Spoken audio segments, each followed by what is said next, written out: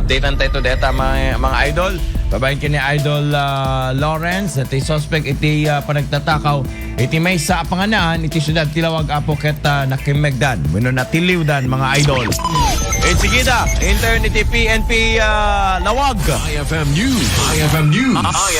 IFM News. Police Report. Impaka mo ni Police Captain Rogelyn Ibe, Public Information Officer di PNP Lawag, anak Megdan iti suspect ti panagtatakaw iti may sa food establishment iti syudad Tilawag iti Calabes. Kuna ti PIO, anak Megda ito'y babaen iti police response may pagarup, anapan na inpangta iti may nga individual, ken may pagarup at tinutukan na pay daytoy iti paltog. Imbata di Police Captain Ibe ang may basar iti investigasyon da, ken iti panagdamdamag da kadag iti testigo ket nakumpirmaran nga isu nga agpayso iti napanagtakaw iti business establishment.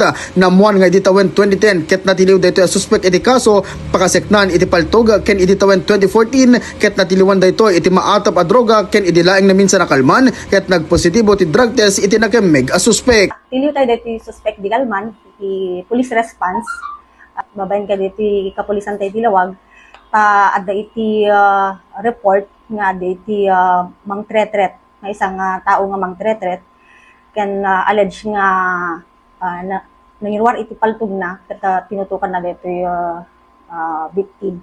Namuan tayo nga dito yung suspect ket dito di suspect met laeng iti panagtakaw iti pastek may nga pastek.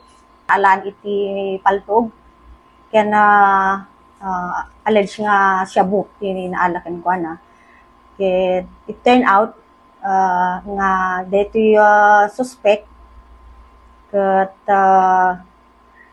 intretret na dito yung victim.